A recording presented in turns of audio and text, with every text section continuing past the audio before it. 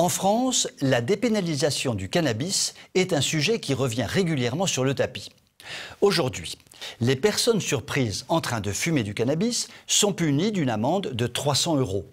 Une jolie machine à cash quand on sait qu'au moins 700 000 Français en consomment quotidiennement. En fait, probablement beaucoup plus. Ce qui fait de la France l'un des pays d'Europe le plus consommateur de cannabis. Mais soyons clairs, les amendes infligées se font rares, très rares, car il est de notoriété publique qu'une partie de la classe politique développe une certaine appétence pour cette drogue. Elle ne va tout de même pas s'auto-amender. Il se pourrait en fait que l'on tire profit d'une autre manière de la fumette. Puisque l'on peine en France à juguler le trafic, autant carrément ouvrir la brèche. Fini la répression, toute théorique qu'elle est, et place à la prévention, le joujou favori de la gauche. N'oublions pas qu'en France, il est interdit d'interdire. Donc, la trouvaille proposée par Jean-Michel Lambert est de mettre en œuvre la prévention. Ce député a donc proposé une loi co-signée par 14 autres députés, une loi relative à la légalisation contrôlée de la production, de la vente et de la consommation de cannabis. Que c'est beau tout ça! Si la loi est votée, le cannabis pourra être consommé au même titre qu'une tranche de jambon. Examinons un cas pratique pour voir comment pourrait fonctionner cette loi. Vous surprenez un de vos enfants en train de fumer un joint.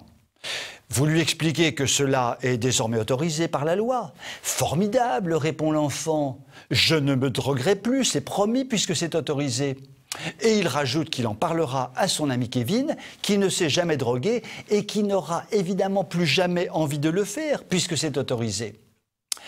Vous voyez, la seule prévention, manifestement, ça marche fort fort. Et la vie est vraiment très simple, je ne vois pas pourquoi on se la complique autant. Cela ne nous rappelle-t-il pas d'ailleurs ce qui s'est passé en 1975 ? La loi Veil était promulguée pour 5 ans à titre expérimental afin d'encadrer la dépénalisation de l'avortement en France. Magnifique réussite, puisque l'on est désormais à 220 000 à peu près avortements par an. Avec la loi Lambert, l'on peut d'ores et déjà prévoir que le nombre de consommateurs de cannabis va exploser dès la loi votée. Il y a tout de même un côté très positif des choses, et je vais le souligner.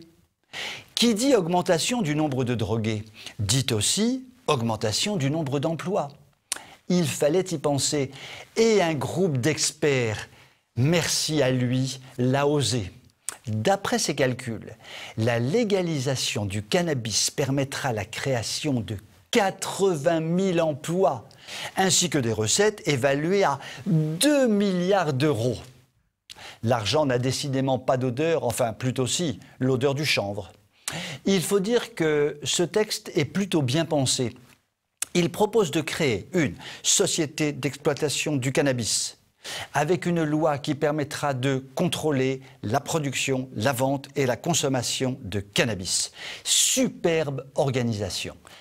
Mais attention, afin que cette consommation soit ouverte à tous, ne pas oublier l'estampille halal, grâce à laquelle seront évités des procès pour islamophobie.